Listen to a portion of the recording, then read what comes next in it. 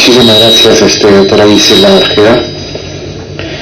Ahora vamos a hacer unas preguntas que podrían modular el audio, por favor. Muchas gracias. Algunas preguntas. La primera sería: ¿qué información obtenida en la expedición a la base de Machu Picchu en la Antártida será relevante para el estudio y seguimiento de la dinámica de glaciares y de las lagunas del Perú? La segunda pregunta, o una por una, de repente una por una, ¿no? Una por una. Para que responda, doctora. Yo quisiera aquí pasarle la posta a nuestros expertos, ¿no?, para que le expliquen de una manera simple su pregunta. Ingeniera Bailo, tiene la palabra. Gracias. Bien, en la base Machu Picchu, donde hemos estado delegados parte del grupo de INAIGIN en la Antártica, nosotros hemos obtenido información tanto del agua, de la nieve y del hielo que se encuentra en esa zona. Como explicó la doctora Ojeda, en esta primera etapa nosotros hemos obtenido muestras de agua para análisis de isótopos de oxígeno e hidrógeno. Estos análisis nos van a permitir conocer cuál es el impacto del cambio climático en estos glaciares en la isla Rey Jorge. Segundo, hemos obtenido muestras de nieve para carbono negro. ¿Qué nos va a permitir esto?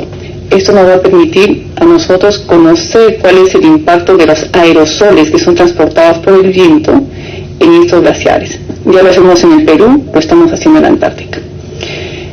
Hemos obtenido muestras de algas en toda el contorno de la Punta Crepín, que es donde está nuestra base antártica, para análisis de toxicidad. ¿Qué queremos hacer con estas algas y para qué las hemos obtenido? Bien, lo que queremos hacer es buscar clorofila A, que es un indicador de contaminación en el mar, dado que estas estarían influyendo en las especies marinas de forma negativa. A mayor cantidad de clorofila A que encontremos en estas algas, podríamos inducir con el análisis en especies biológicas marinas cuál es el grado de contaminación que está aportando el retroceso glaciar, ¿no?, por el proceso de retroceso glaciar, con la cantidad de contaminantes. Hemos desarrollado todo un análisis de la dinámica glaciar, ¿no?, que también lo hacemos en el Perú, por medio de la fotogrametría y de la interferometría. Esto lo hemos desarrollado a través de varios métodos, ¿no?, o de varias formas. Una con el vuelo dron, otro con las fotografías con el helicóptero de la Marina, y otro con el GPR, que es un radar de penetración que nos permite conocer el espesor y profundidad de los glaciares. Esta información en conjunto nos va a permitir conocer cuál es la superficie en relieve del glaciar, cuál es la base del glaciar, por ende vamos a conocer las profundidades del glaciar y nos va a decir hacia dónde se está desplazando el glaciar. También parte del estudio es hacer un análisis a nivel macro, quiero decir, utilizando imágenes satelitales que nos va a proveer comida, eso esperamos, para poder conocer cuánto está retrocediendo el glaciar en la isla Rey Jorge. Todo esto es importante para poder nosotros explicar el proceso de dinámica glaciar y su impacto en las especies marinas. Lo mismo que le acabo de explicar lo vamos a hacer en Perú. Muchas gracias. De acuerdo a una comunicación que usted, doctora Ojeda, hizo a los medios a propósito de la expedición a la Antártica, usted mencionó que su propósito era convertir a la INAIGIN en una entidad de investigación de élite para beneficio de las poblaciones de las montañas. ¿En qué medida estas expediciones permitirán lograr ese objetivo? ¿Qué responde, doctora? Bueno, para tener una entidad de investigación de élite hay un punto que es esencial y fundamental, y es la calidad del recurso humano que tiene una institución, ¿no? Nosotros podemos tener poco presupuesto, pero si tuviéramos personal altamente calificado, ¿no? Vamos a hacer de todas maneras una institución de élite así hagamos pocas cosas. Los viajes a la Antártica le dan experiencia al personal del INAIGEM, le dan mayor conocimiento, mayor práctica. Nosotros vamos a partir de ahora tener jóvenes que van a querer venir a trabajar con nosotros. O sea, y convertir una institución en institución de élite es también darles un lugar adecuado a esos investigadores para que se explayen tanto en su curiosidad natural científica como en resolver problemas del país. Entonces es el entrenamiento que tiene el personal de una institución para poder responder a preguntas relevantes para el país, ¿no?, que hace que una institución sea de élite. Ahora, mi trabajo en INAIGEM es acompañar al personal haciendo las cosas que yo tengo que hacer, por ejemplo, dándole mucho impulso a que la gente conozca qué hace el INAIGEM. INAIGEM nadie lo conocía. Muy poca gente sabe qué hace INAIGEM, y eso debido a que lamentablemente por nuestra centralización INAIGEM está en Huaraz, entonces como que no está presente en la cabeza de las personas. Segundo, necesito más recursos, ¿no? Porque usted comprenderá que con 30 personas una entidad no puede hacer todo el trabajo que tenemos que hacer, ¿no? Entonces, básicamente es eso, darles a ellos la posibilidad, impulsarlos, ¿no?, para que presenten proyectos como este. Le comento que este año hemos ganado 4 proyectos, ¿no?, que han aumentado nuestro presupuesto en más de 3, bueno, va a estar repartido en 3 años, ¿no?, pero más de 3 millones de soles que hemos obtenido, casi 4 millones de soles, ¿no?, en proyectos, dinero que INAIGEM no tenía, pero que ahora van a alimentar nuestros trabajos, y a través de esos proyectos vamos a poder tener tesistas de todo el Perú, ¿no?, y de esa manera. Muchas gracias, doctora. Otra pregunta. Aunque en este viaje de 3 programados, ¿qué recomendaciones de política pública puede ir dando tras este primer viaje para manejar de forma sostenible nuestra biodiversidad? Para que responda, doctora. Sí, todavía es muy temprano, recién hemos ido una vez a la Antártica, todavía no hemos ido a Parón. La visita a Parón está para ahora marzo-abril, ¿no es cierto?, cuando vengan nuestros colegas de Canadá, ¿no? Es todavía muy temprano para hacer una recomendación de políticas públicas. Necesitamos, hoy estamos recogiendo el material que hemos colectado en la Antártica de nuestro buque, ¿no? Tenemos que llevarlo a INAIGEM, tenemos que todavía analizar las cosas, nuestros colegas de Canadá van a venir, vamos a ir a Parón, entonces todavía es muy temprano para contestar su pregunta, si me disculpa. Muchas gracias, doctora, me parece muy bien. Sabemos que la Autoridad Nacional del Agua, el CENAMI, el INARPE y otros organismos ya han estado presentes en la estación Machu Picchu. Es la primera vez que INAIGEM participa en estas expediciones. De ser así, ¿por qué no se incorporaron a este trabajo de campo científicos con anterioridad? Que responda, doctora. Sí, bueno, INAIGEM, como le dije, es una institución que ha estado en formación, ¿no? Me parece que es básicamente que tal vez ellos nos podrían contar un poquito más de la historia, pero mi interpretación es que estaban un poco desconectados de todo lo que se hacía en el país, ¿no? Estaba INAIGEM demasiado enfocado solamente en Huaraz, cuando en realidad INAIGEM tiene un mandato nacional. Y desde mi gestión yo quiero darle al INAIGEM digamos, una visión más nacional, foguear mucho más a los investigadores de INAIGEM en los diferentes lugares. INAIGEM en algún momento va a tener que ocupar el territorio nacional. Hoy día tenemos una oficina en Huaraz, una oficina de enlace en Lima y una oficina en Cusco, ¿no? ¿Por qué no tenemos oficinas en otros lugares del Perú? Porque no tenemos todavía ni presupuesto ni personal. Pero eventualmente tendremos que ser como el Senami, tendremos que ser como el Minagri, ¿no? Con oficinas en todos los lugares, no solamente donde hayan glaciares, sino en todos los lugares donde sea necesario estudiar los ecosistemas de montaña, ¿no? Por ejemplo, Arequipa, para mí es primordial, no solamente Cusco, también Arequipa. Para poner un ejemplo, en Arequipa estamos muy interesados en estudiar los bosques de Pichu Picchu y los bofedales de Caracara, ¿no? Son 5.000 hectáreas de polilepis, ¿no? De queñual, que son las que proveen agua prácticamente a Arequipa. ¿Qué va a ocurrir con el cambio climático, con el calentamiento global? ¿Qué va a ocurrir con esos bosques? Entonces tenemos que estudiarlos, pero todavía no tenemos todas las capacidades, todo el dinero, ¿no?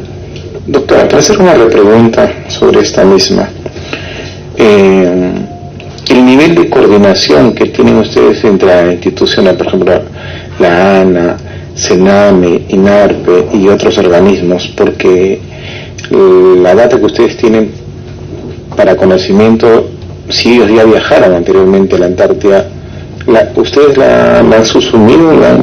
¿Tienen ese nivel de coordinación? Mire, esto es un punto sumamente importante y se lo agradezco, porque no tenemos información. La información es entregada a Relaciones Exteriores y no se nos ha permitido tener acceso no se nos ha dado acceso a la información. Con fecha 4 o 7 de febrero, le voy a comentar, ya casi como anécdota, que en el mismo buque, ¿no? Yo pedí a la persona representante de Relaciones Exteriores si me podía dar los nombres de todos los investigadores que estaban en esta campaña, los resúmenes de los proyectos y de qué instituciones venían, un poco para yo también acercarme a ellos y preguntar, inclusive solo de esta campaña. Me dijo que no me podía dar nada de eso, que lo tenía que pedir oficialmente a Relaciones Exteriores. Entonces, por WhatsApp, que era el único medio, pedí a mi oficina que enviaran inmediatamente un oficio solicitando esta información a Relaciones Exteriores, y el día de hoy, antes de venir aquí, yo he enviado un correo electrónico con copia de ese oficio reiterando el pedido de información. Esta información, señor congresista, y le puedo hacer llegar mis recomendaciones sobre las expediciones a la Antártica. He hecho 4 páginas de recomendaciones que aún no envío porque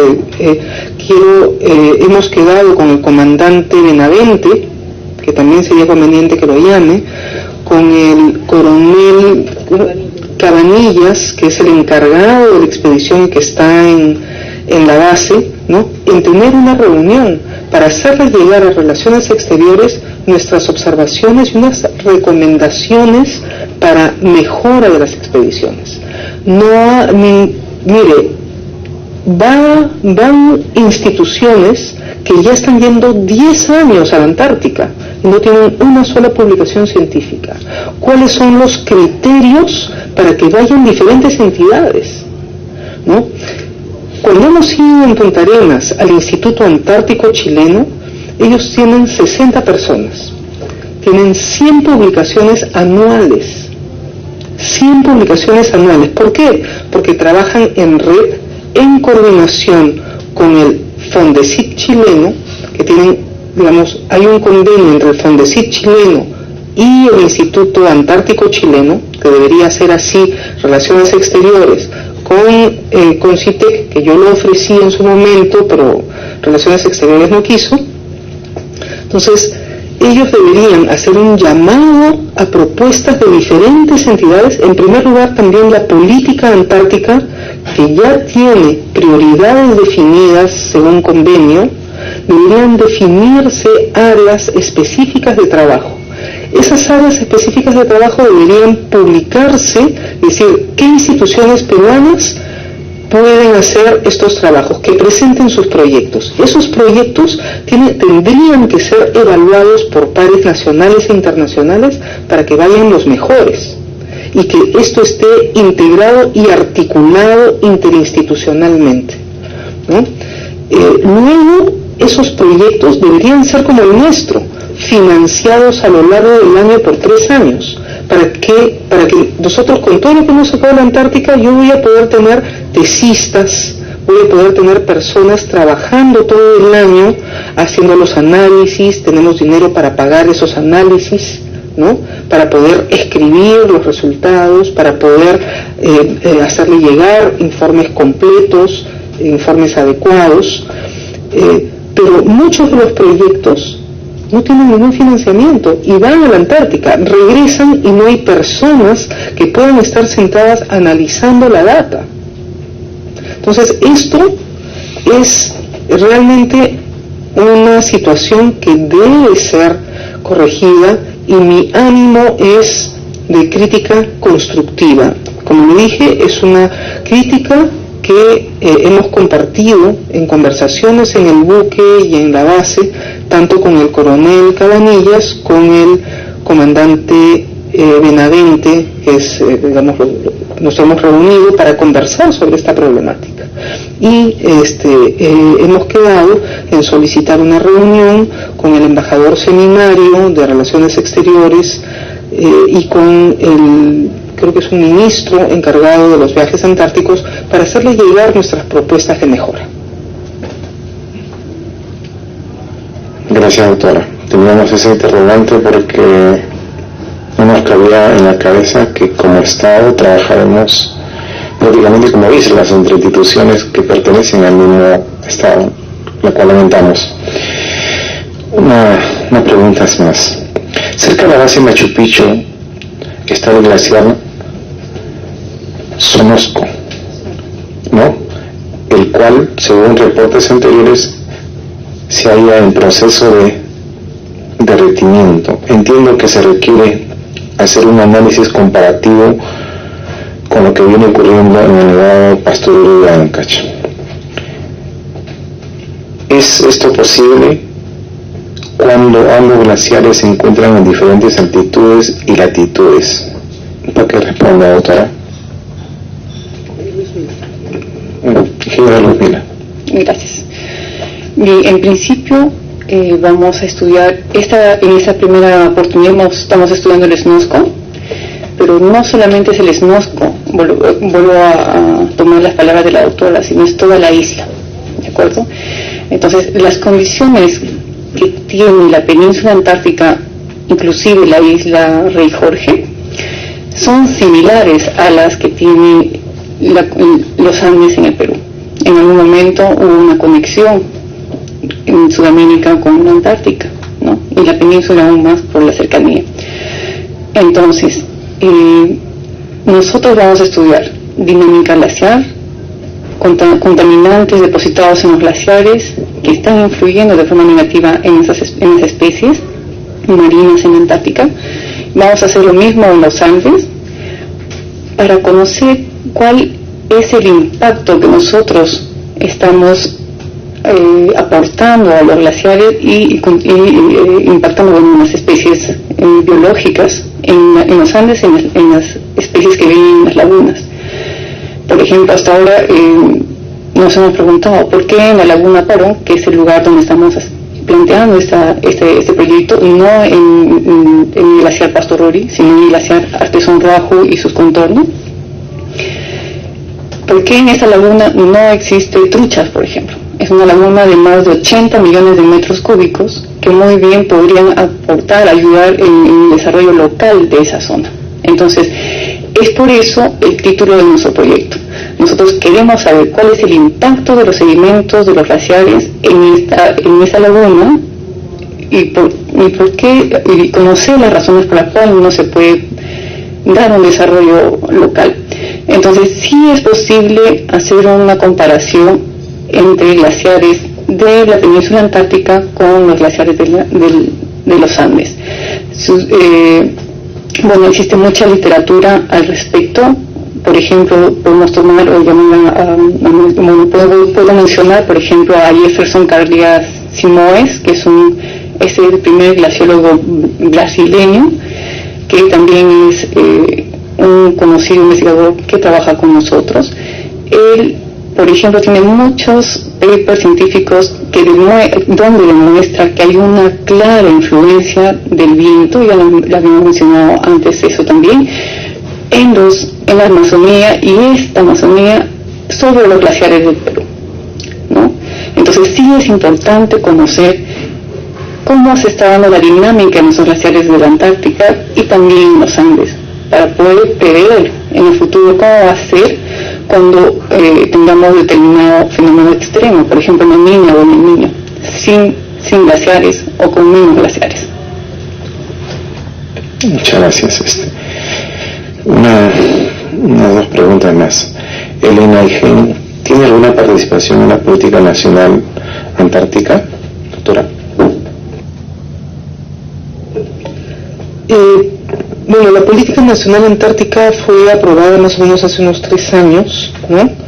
Y está inserta en el acuerdo que firmó Relaciones Exteriores, o sea, está a cargo de Relaciones Exteriores. Entonces, es Relaciones Exteriores por ello que organiza los viajes a la Antártica.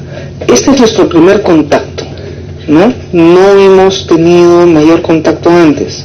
Entonces, no hemos participado, es primera vez que estamos participando. La última pregunta, una pregunta no relacionada con el viaje. ¿Cuál es la situación de la laguna Palcococha cerca de Huaraz, ¿no? O Palcacocha, ¿no? Cerca de Huaraz, del que se ha venido dando algunas alertas sobre el riesgo de desbordes súbitos. Ingeniero, Pero paso la posta al ingeniero Jesús Gómez. En relación a la pregunta, la participación del INAIGEN es de proveer de información técnica a las autoridades competentes que están monitoreando la laguna Palcacocha. La situación actual está en una situación, digamos, normal, a pesar de las noticias pasadas que hubo en relación a algunas avalanchas que se produjeron.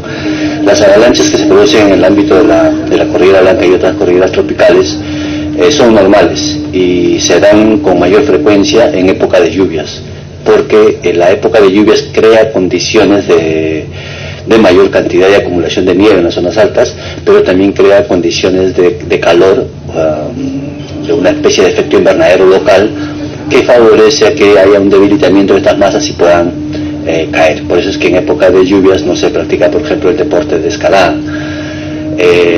Sin embargo, todo esto, el gobierno regional, a través de su centro de operaciones regional de emergencia, cuentan con personal que permanentemente está vigilando este tipo de eventos y son comunicados al COE regional. Nosotros como INAIGEN tenemos una estación de monitoreo en tiempo real, cámaras de vigilancia, algunos sensores que nos dan los cambios de nivel de agua de la laguna, los caudales que están descargándose por el río permanentemente, y esta información, luego de procesada, se hace llegar a las autoridades competentes para que ellos tomen las previsiones del caso. Finalmente, y ya la vez pasada habíamos hecho mención de que hay un proyecto de sistema de alerta temprana que el gobierno regional, que ya fue aprobado hace tiempo, pero que todavía no se está ejecutando porque no se saca a su debido concurso, y eso sí es un reclamo de la población en general para que el gobierno regional de una vez por todas implemente este sistema de alerta temprana. Muchas gracias. ¿Quiero agregar más a todo? Sí, si me permite, señor congresista, por ejemplo, en el proyecto de inversión para la implementación del sistema de alerta temprana del gobierno regional, INAIGEN ha prestado su apoyo permanente a través de una comisión para la revisión de los términos de referencia, para información que se requiere para ese proyecto de inversión, y hemos hecho el acompañamiento para la estructuración de aquello que se necesita, ¿no? Eso ya está en manos del gobierno regional desde casi que yo entré, porque fue allí cuando ya se terminó, digamos, terminó el trabajo de esta comisión, pero claro, justo terminó con el cambio de autoridades, ¿no? Entonces me parece que ya fue aprobado internamente, ¿no? Y estaba listo para la licitación. De ahí, no sé si ya si el gobierno regional sacó la licitación del sistema de alarma temprana, no lo sé. Se licitó ese proyecto, se licitó y hubo un ganador, pero entiendo que nunca se llegó a firmar el contrato. Entonces, antes de las elecciones, sí. Así es. Bueno, agradecemos la participación a la presidenta de INAIGEN, la doctora Isela Orjeda, al ingeniero Gómez y la ingeniera Dávila, siendo las 11:12 del día con 30 minutos del día martes 19 de marzo del año, se levanta la sesión. Muchísimas gracias por tu participación. Así culminó entonces la sesión de esta comisión especial encargada del seguimiento y formulación para la mitigación y adaptación del cambio climático, donde se vio los temas referidos a la exposición realizada a la Antártida, la contribución científica y la práctica, la situación real de los impactos del calentamiento global en dicho continente, la posibilidad de replicación en los glaciares peruanos y las acciones de política que se derivan de dicha lista. Bien, ahora sí lo invitamos a continuar con nuestra programación.